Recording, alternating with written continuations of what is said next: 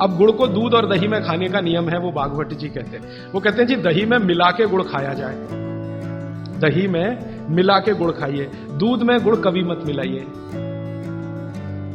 दूध में गुड़ कभी मत मिलाइए, दही में मिला के खाइए। तो दूध में कैसे खाएंगे जी? दूध में ऐसे खाएंगे कि पहले गुड़ खा लीजिए, पीछे से दूध पी लीजिए, या दूध पी लिया पीछे से थोड़ा गुड़ खा लीजिए। दूध में गुड़ मिला नहीं सकते, और दही में कभी भी बिना मिलाए मत खाइए। आप में से कोई बिहार वाले हैं ना, तो वहां पर एक बहुत बढ़िया व्यंजन मिलता है, उसका नाम है दही चूड़ा। दही चूड़ा ही कहते हैं, चूड़ा। ये मिथिला में मैंने खाया, और ऐसा अद्भुत है जो दुनिया में शायद कहीं ना हो। मिथिला में, मिथिला माने एक एरिया है बिहार का, करीब 8-10 जिले उसमें आते हैं। उन जिलों में जब भी आप जाएं तो मेहमान को वही परोस के लाते हैं। तो मैं भी मेहमान जैसे ही रहता हूं, तो मुझे हर घर में दही चूड़ा मिलता है। तो वो दही डाल के लाते हैं, ऊपर से गुड़ डाल के लाते हैं, दही के ऊपर गुड़ रहेगा। तो मैंने कई बार कहा कि अलग प्लेट में गुड़ ले आओ, तो कहते नहीं नहीं, आपको फिर खाना नहीं आता दही चूड़ा। तो पहले मुझे सच में नहीं मालूम था। अब जब ये मुझे पता चला बागभट्ट चिकित्सा का, तब मेरी अकल में आया कि वो सब बागभट्ट के चेले हैं, दही में गुड़ मिला के पहले से ही चिवड़ा पे रख के लाते हैं। तो दही में गुड़ मिला के ही खाइए। अगर आप दही खा रहे हैं तो गुड़ मिला के ही खाइए, तो दही के कई दोष जो आपके लिए अनुकूल नहीं है वो भी खत्म हो जाते हैं। और दूध में गुड़ कभी भी मत मिलाइए। एक जगह तो वो ये कहते हैं कि दूध खाली पी लीजिए, गुड़ आगे पीछे खा लीजिए, वो ज्यादा बेहतर है। तो गुड़ खाइए, मेरा कहने का मतलब ये है। अब गुड़ के कितने प्रिपरेशन है हमारे घर में? गुड़ का तिल का प्रिपरेशन एक है, तिल पट्टी कहते हैं, गजक। तो भरपूर गजक खाइए। क्यों खाइए जी? तिल है और गुड़ है। गुड़ में जो केमिकल है ऑर्गेनिक, तिल में लगभग वही सब है जो गुड़ में है। तिल भी क्षारीय है, गुड़ भी क्षारीय है, और दोनों क्षारीय चीजें खाएंगे तो पेट के अम्ल को बैलेंस करती रहेगी। तो तिल गुड़ रोज खाइए, माने तिल की पट्टी बनाइए, गजक बनाइए, नहीं तो तिल का लड्डू बनाइए, गुड़ के साथ बनाइए। फिर इसी तरह से मूंगफली है, मूंगफली भी क्षारीय है और गुड़ भी क्षारीय है, तो मूंगफली और गुड़ मिला के वो पट्टी आती है, वो खाइए, बच्चों को खिलाइए। और आपके पास जो भी प्रिपरेशन है गुड़ तिल के, गुड़ मूंगफली के, वो सब बनाइए। और ये जो 3-4 महीने हैं, नवंबर, दिसंबर, जनवरी, फरवरी तक भरपेट खाइए, भरपूर खाइए, क्योंकि इस समय आपके शरीर को इन्हीं की जरूरत है। तो कफ जिंदगी से बहुत दूर रहेगा। तिल खा रहे हैं, गुड़ खा रहे हैं, मूंगफली खा रहे हैं, कफ बढ़ने की बिल्कुल संभावना नहीं, तो जिंदगी में कफ के रोग आने की संभावना नहीं। अब जानते कफ का सबसे खराब रोग क्या है? मोटापा। मोटापा कम करना है तो भरपेट गुड़ खाइए, भरपेट तिल खाइए, भरपेट मूंगफली खाइए, मोटापा भी कम हो जाएगा। हाँ, आपको डर है ना, तिल खाएंगे जी उसमें से तेल है। तेल तो है तिल में, लेकिन वो HDL वाला, LDL वाला नहीं है, VLDL। ये मोटापा जो है ना, वो VLDL और LDL का चक्कर है।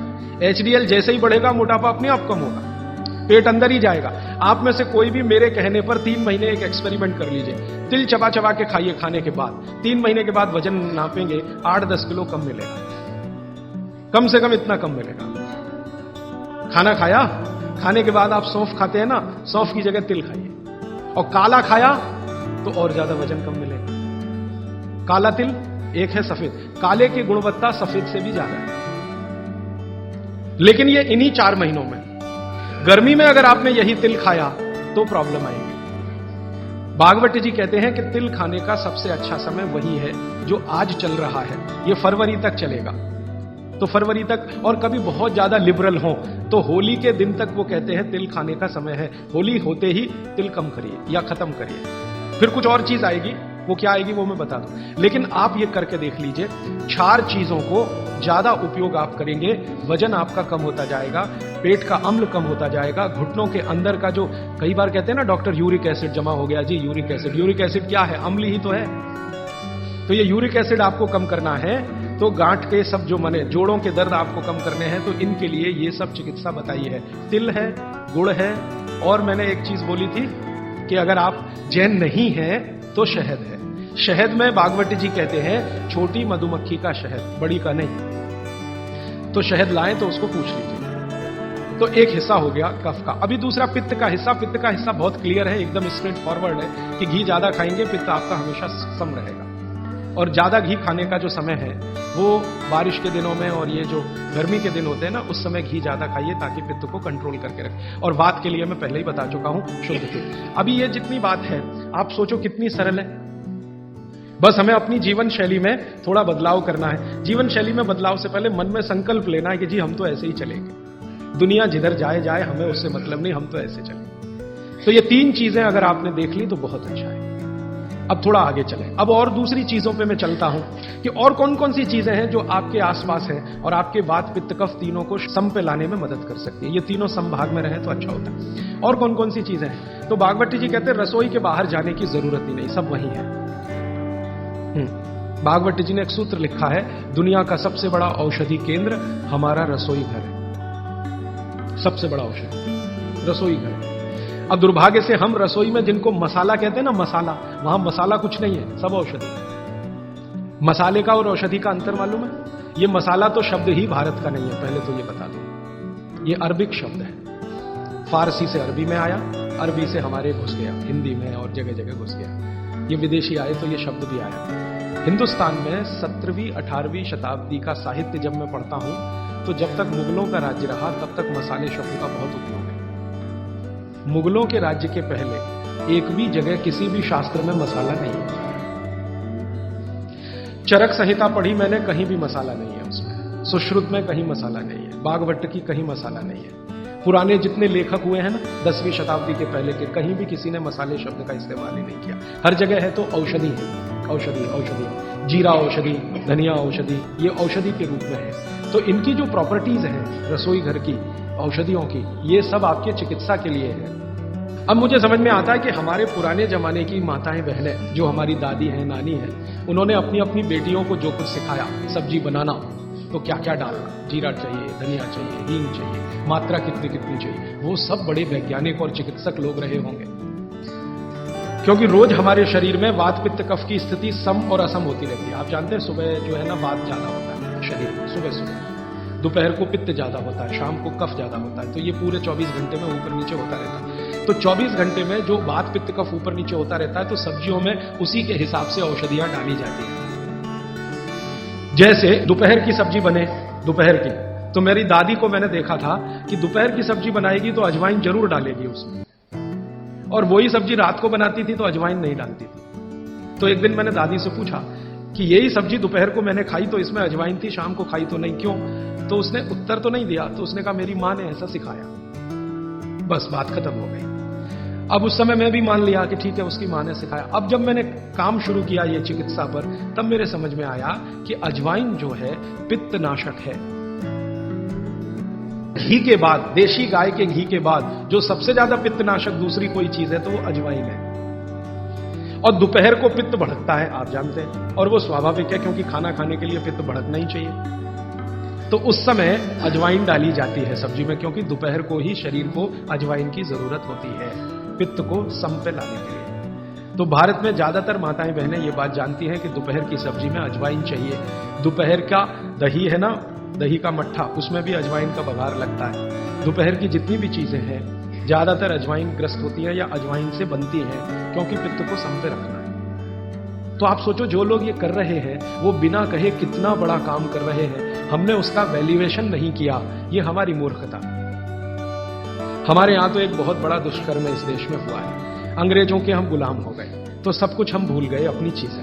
अंग्रेजों ने जो सिखाया वही हमें याद है। तो हम जीडीपी का कैलकुलेशन करते हैं अंग्रेजों के फॉर्मूले से। जीडीपी निकलता है इस देश का, ग्रॉस डोमेस्टिक प्रोडक्ट। तो मैंने बहुत बार इस देश के अर्थशास्त्रियों से पूछा कि जीडीपी में आप विचित्र विचित्र कैलकुलेशन करते हैं। जैसे भारत की पुलिस है, उस पर जो खर्चा हो रहा है वो जीडीपी का हिस्सा है। अगर चोरियां बढ़ी, डकैतियां बढ़ी, तो पुलिस का खर्च बढ़ेगा तो जीडीपी बढ़ेगा।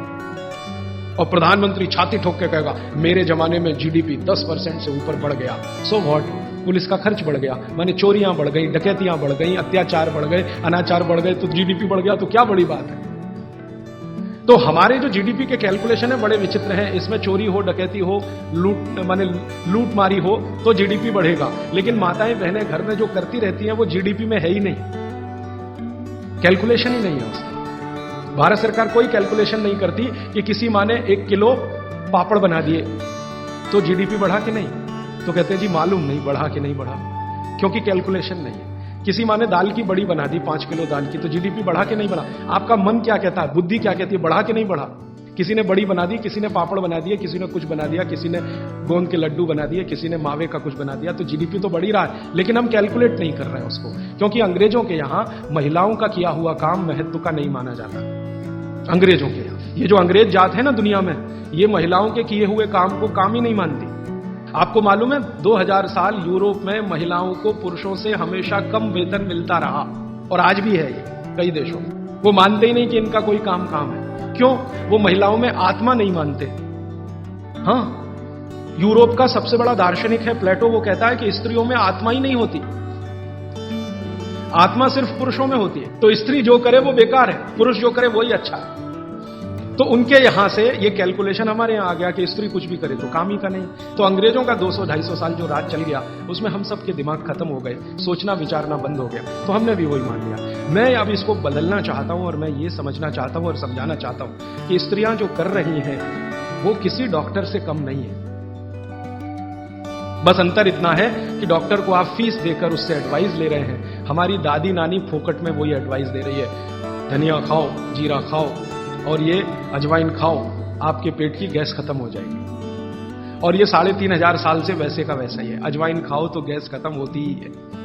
कभी भी आप करके देख लो। आप में से किसी को भी बहुत गैस बनती हो, पेट में एसिडिटी की तकलीफ हो, आज से शुरू कर दो। आप खाना खाया तो उसमें ध्यान रखो अजवाइन ज्यादा रहे, दाल में, सब्जी में वगैरह में। और अगर नहीं कर पा रहे हैं तो खाना खत्म करते ही थोड़ी अजवाइन खा लो।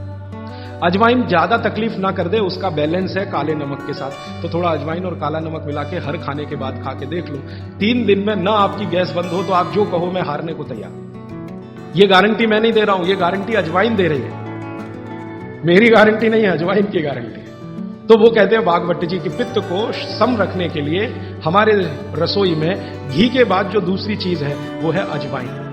अब तीसरी चीज पे आते हैं। पित्त को सम रखने के लिए अजवाइन के बाद जो तीसरी चीज अपने रसोई में है वो है जीरा।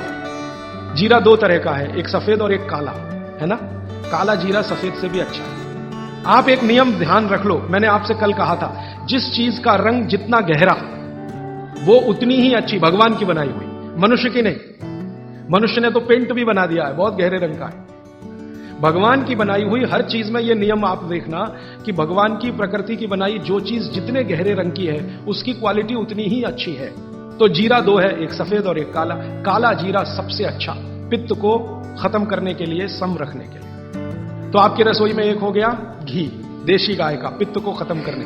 दूसरा हो गया अजवाइन, तीसरा हो गया जीरा, और एक चीज हींग।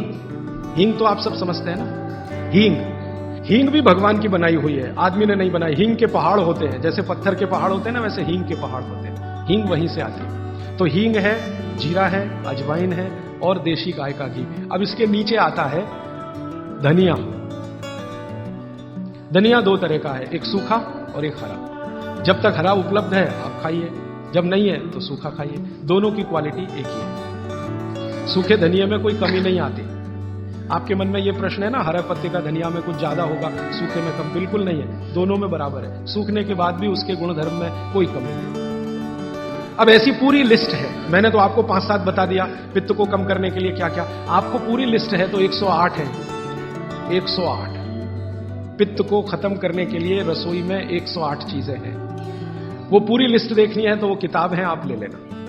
एक स्वदेशी चिकित्सा किताब हमने बनाई है और एक बनाई है गंभीर रोगों की चिकित्सा, इसमें ये सूची है। और थोड़ी सी अष्टांग हृदयम के भाग 3 में भी है, भाग 2 में भी है, थोड़ी थोड़ी है। थोड़ा आगे बढ़े, कफ की सूची मैंने बताई आपको। कफ में सबसे अच्छी चीज है गुड़।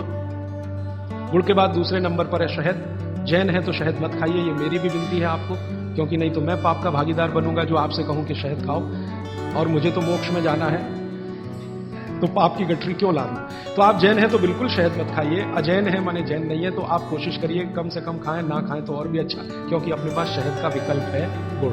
जब गुड़ ना रहे तब सोचें। इसी तरह कफ को कम करने की और क्या चीज है अपने रसोई में। कफ को कम करने की दूसरी जो सबसे अच्छी चीज बताई भागवत जी ने वो है सौंठ। सौंठ, सौंठ का ही एक दूसरा रूप है अदरक। अदरक से अच्छी है सौंठ। कारण क्या है, अदरक जब सूख जाता है तभी सौंठ बनती है, और अदरक का सूखने के बाद गुण बढ़ जाता है। हाँ, ताजा अदरक है ना, उसका गुण जितना नहीं है, सूखे हुए अदरक माने सौंठ का गुण लगभग 100 गुना बढ़ता है। इसलिए सौंठ अदरक से हमेशा अच्छी है। तो कफ खत्म करने के लिए रसोई घर में एक हो गया गुड़, दूसरी हो गई सौंठ, सौंठ का ऑब्लिक अदरक। अब तीसरी चीज जो सबसे अच्छी, पान। पान माने पान का पत्ता, जो आप पान खाते हैं ना, पान, ये कफ दूर करने की सबसे उत्तम औषधि। लेकिन पान भी वही चक्कर आएगा। कौन सा पान? जो गहरे रंग का। हर चीज में ये नियम है, गहरे रंग का। गहरे रंग का आप उसको कहो जी देशी पान, तो देशी पान। गहरे रंग का पान जिसका रंग बहुत गहरा हरा, एकदम काला जैसा हो तो और भी अच्छा। ये पान कफ नाशक है, बहुत ही जबरदस्त चीज है ये पान। और पान और सौंठ का बेस्ट कॉम्बिनेशन है। पान खा रहे हैं तो सौंठ डाल के खा सकते हैं, अदरक डाल के खा सकते हैं। जैन है तो सौंठ खाइए, नहीं है तो अदरक खाइए। पान, अदरक, सौंठ और ऊपर से आया गुड़। गुड़ भी मिला के पान में खाया जा सकता है। वो आप डालते ना गुलकंद, गुलकंद, गुलकंद। गुलकंद माने क्या है? गुलाब के फूल, उसकी पंखुड़ियां, उसका तो रस या उसका कुछ प्रिपरेशन प्रोसेस से, ये भी सबसे ज्यादा कफ नाशक है। अब आप देखो, जो जो चीजें पान में पड़ रही हैं वो सब कफ नाशक हैं। पान बनाने वाले सब बाघभट्ट के चेले, बिना जाने ये काम कर रहे हैं। गुलकंद आपको पान में डाल के दे रहे हैं। सौंफ, सौंफ, सौंफ, ये भी कफ नाशक है, सौंफ। फिर उसके आगे मैं बता रहा हूं प्रायोरिटी से, सबसे अच्छा कफ नाशक गुड़, फिर उसके नीचे, फिर उसके नीचे। अब सौंफ के नीचे जिसका नंबर है वो है लौंग। लवंग कहिए, लौंग कहिए। और ऐसे ही ये सूची बढ़ाते जाए तो इसमें करीब 100 चीजें हैं जो कफ नाशक हैं हमारे रसोई में। ठीक है, अब आ जाइए वात पर। वात पर मैंने सबसे अच्छी चीज बता दी है, तेल, शुद्ध तेल। शुद्ध तेल वात नाशक है। और अब जो दूसरी बात मैं कहने जा रहा हूं, इसको मैं संक्षेप में उपसंहार के रूप में कह रहा हूं कि जिन चीजों में भी पानी की मात्रा ज्यादा हो वो सभी वात नाशक है। जिन चीजों में भी पानी की मात्रा ज्यादा हो वो सभी वात नाशक है। जैसे दूध, आप जानते हैं दूध में तो सबसे ज्यादा पानी ही है ना। दूध को फाड़ के देख लो, सॉलिड मटेरियल तो थोड़ा ही निकलता है ना, बाकी तो पानी ही रह जाता है। तो दूध में बहुत पानी है। तो जिन चीजों में पानी ज्यादा है, भागवत जी ने सूत्र ऐसे लिखा है कि पानी युक्त चीजें, जल युक्त चीजें सभी वात नाशक है। तो दूध हो गया। दूध के बाद दही, दही में भी पानी ही है, आप जानते हैं। और छाछ तो सबसे ज्यादा पानी वाली है। जूस जो आप इस्तेमाल करते हैं, सभी जूस वात नाशक है। सभी जूस, संतरे का, मौसम्मी का, गन्ने का तो बहुत ही अच्छा है, अंगूर का, टमाटर का, वगैरह वगैरह, ये सब जूस वात नाशक है। तो सब तरह के जूस, दूध, दही, छाछ, ये सब वात नाशक चीजें हमारे घरों में हैं। अब आखिरी चीज, भागवत जी कहते हैं कि वात नाशक, पित्त नाशक और कफ नाशक, ऐसी चीजें दुनिया में एक साथ मिले हैं, बहुत रेयर, बहुत रेयर। वो कहते हैं कि बहुत चीजें दुनिया में हैं, कोई वात का नाश करेगा, कोई पित्त का, कोई कफ का, लेकिन कोई ऐसी चीजें भी अपने रसोई में हैं जो तीनों को नाश कर सकती हैं। उनमें से नंबर 1 है आंवला। आंवला। फिर दूसरा है हरडे और तीसरा है बहेड़ा, और तीनों मिला के बनता है त्रिफला। ये जो त्रिफला है ना, भागवत जी इसकी इतनी बढ़ाई करते हैं, इतनी प्रशंसा उन्होंने लिखी है कि खाली त्रिफला पर ही उनके 120 से ज्यादा सूत्र हैं। 120 से ज्यादा अकेले त्रिफला पर। त्रिफला को इसके साथ खाओ, त्रिफला को उसके साथ खाओ, त्रिफला को ऐसे खाओ, त्रिफला को 120 से ज्यादा सूत्र है अकेले त्रिफला।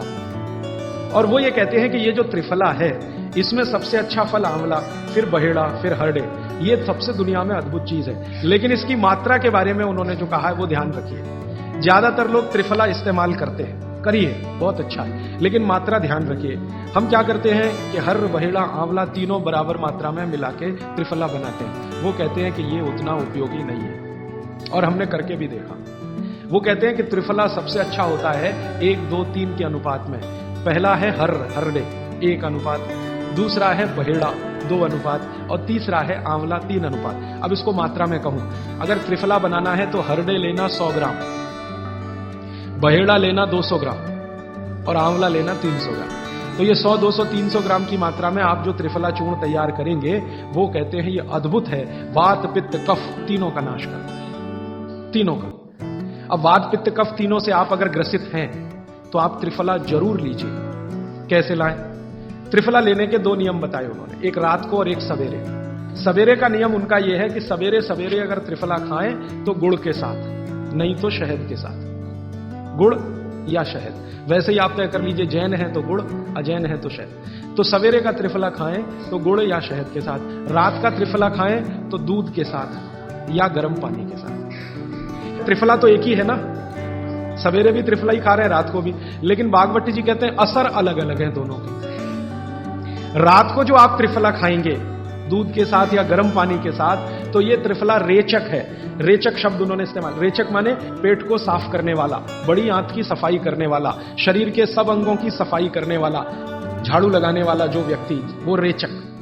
तो कहते हैं रात को अगर त्रिफला आप ले रहे हैं दूध के साथ या गर्म पानी के साथ, तो ये रेचक है, माने ये एक ही काम सबसे ज्यादा करेगा कि आपकी कब्जियत मिटा देगा।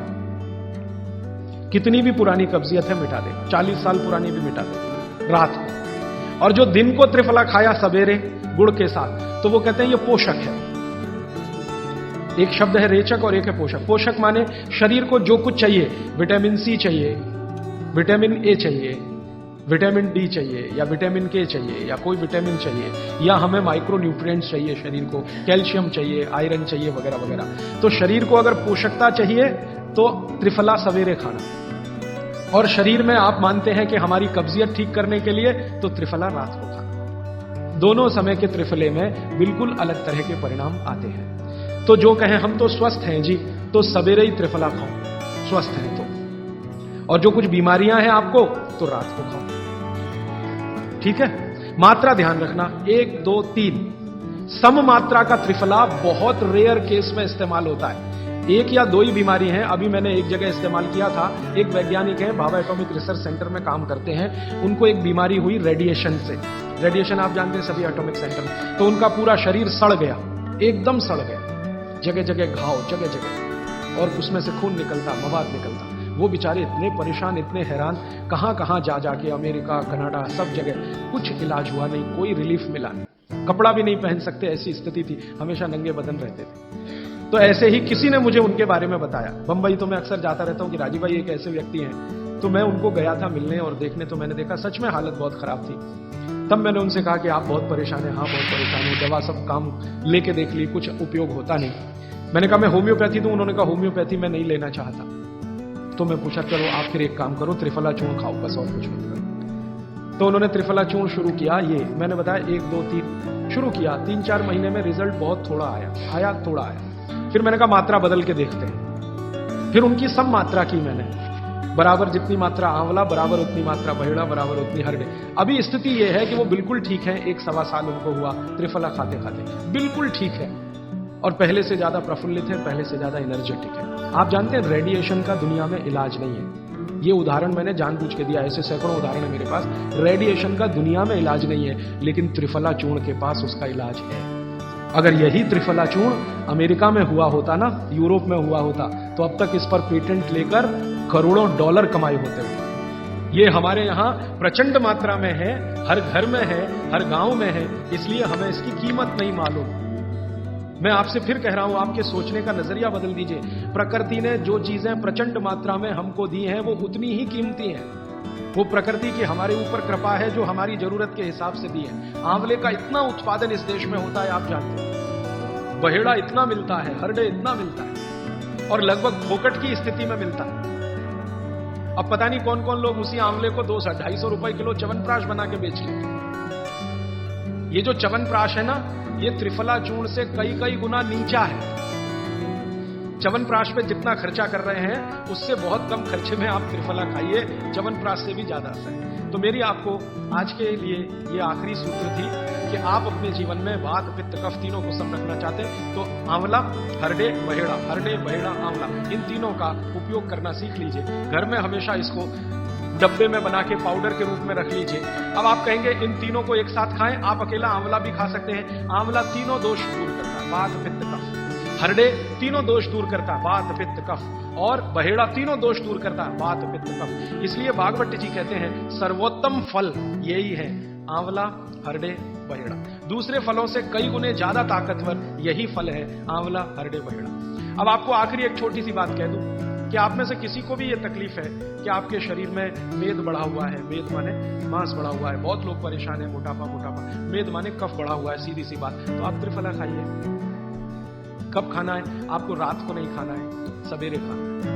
जिनको भी मांस बढ़ा है शरीर पर, मेद बढ़ा है, उनको अगर छाटना है, इसको कम करना है, तो त्रिफला सवेरे खाना, आंवला सवेरे खाना। आप त्रिफला नहीं खा सकते तो आंवला ही खा लीजिए, 4 आंवले 3 आंवले रोज खा लीजिए।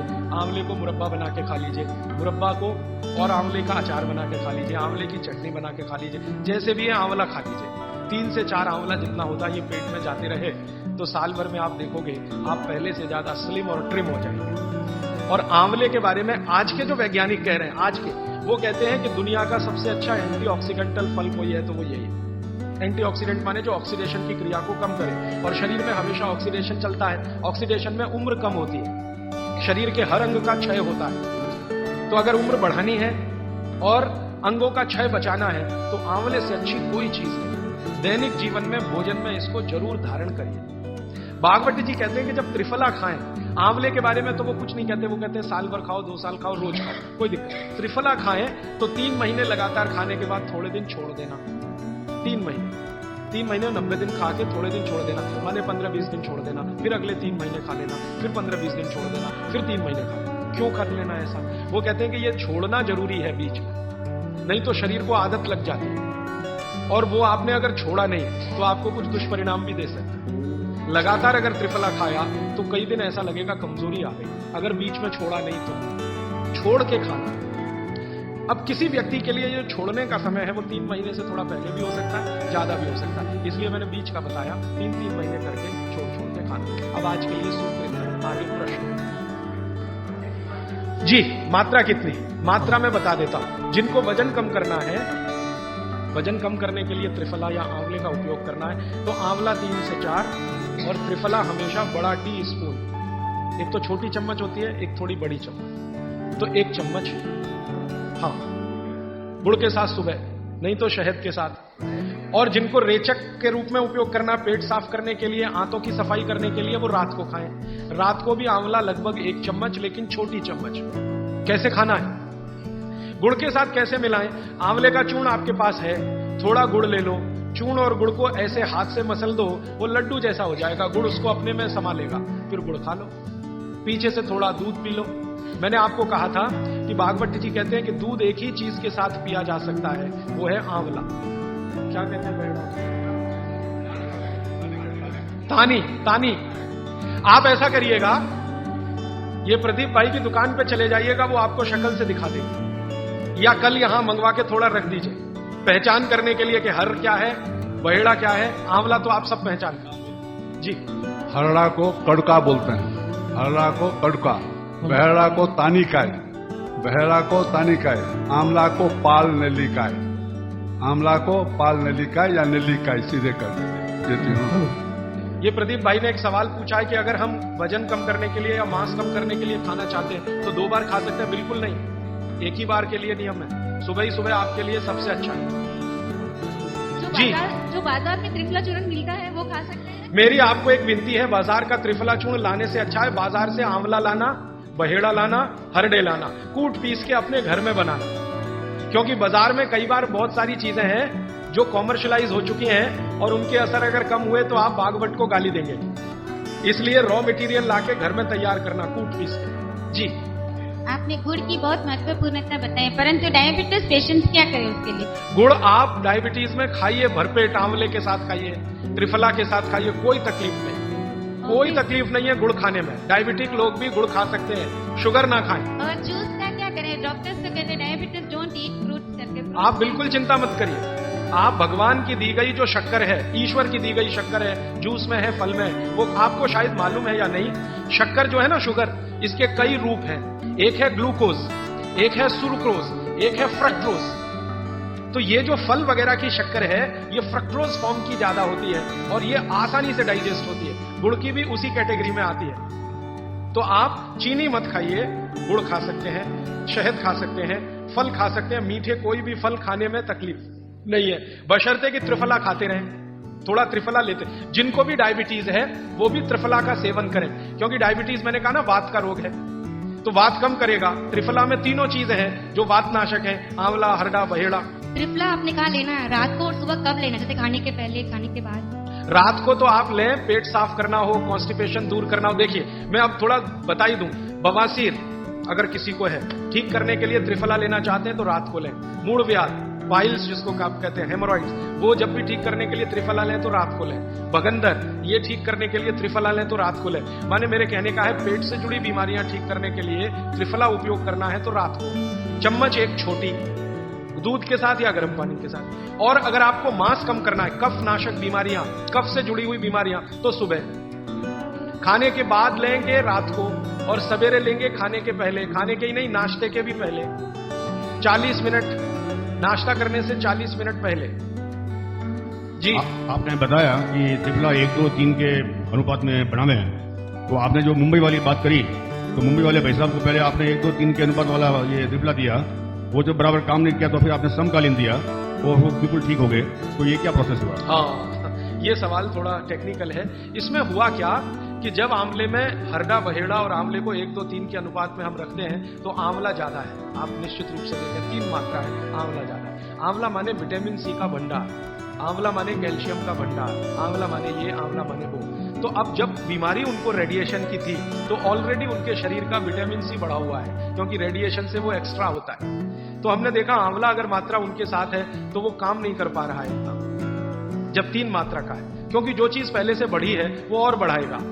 तो फिर हमने इसको कम कर दिया, हरडे और बहेड़ा को बढ़ा दिया, तो सम हुआ, तो रिजल्ट तुरंत आ गया। तो ये रेडिएशन जैसे गंभीर बीमारियों में, कैंसर जैसे गंभीर बीमारियों में इस तरह का उपयोग होता है आंवला, हरडे बहेड़े का बराबर मात्रा। लेकिन बाकी जो साधारण बीमारियां हैं उनमें 1, 2, 3 ही रहता है, क्योंकि आपको कई जगह कैल्शियम की जरूरत है, विटामिन सी की भी। जितने लोग मोटे हैं उतना शरीर में विटामिन सी कम, जितने लोग मोटे हैं उतना कैल्शियम कम। तो कैल्शियम कम है, विटामिन सी कम है, तो मैं आपसे कहूंगा ही कि आंवला 3 मात्रा में लो तो वो बढ़े, तो बाकी चीजें कम हो। तो ये चक्कर है, ये थोड़ा टेक्निकल प्रोसेस है, आप लेकिन समझ जाएं, सरल भाषा में मैंने कोशिश की है बताने की। जी In 1992, I went to Rajasthan. I studied Jainism. I have been following. I was 120 kg with top to bottom all diseases. Today, I am standing without any disease. I am 66. I am following 100% Swamiji's. I don't take idli, chapati or sugar. Particularly white sugar is nothing but carbon. Nothing but carbon. Carbon, charcoal koi khayega. The same way, the refined oil, nothing but again carbon. Asphalt, road ke dalega na, tar. That is. So, what he said, I learned it in Rajasthan. I was 127 kilo. Now I am just 49 or 50 kilo without any disease from top to bottom, including lung cancer and mouth cancer. I cured without any medicine, only by food, the Swamiji's food. I have to thank Jainism. But one sorry state, kindly all Jains follow, not attending here, follow it. Don't listen and forget it. All these things have to go into your heart and eat healthy, live healthy. Thank you. मेरे पास एक कागज में लिखा हुआ प्रश्न आया है, छोले की दाल और दही साथ में खा सकते हैं? आप ये देखो, छोला द्विदल है क्या? है तो नहीं, और खाना है तो तरीका मैंने बताया, दही गर्म करके बघार लगा के। तो जो भी चीज द्विदल है उसके साथ दही खाएं तो बघार लगा के, तब उसकी तासीर गर्म होती है, तभी खाएं। धन्यवाद।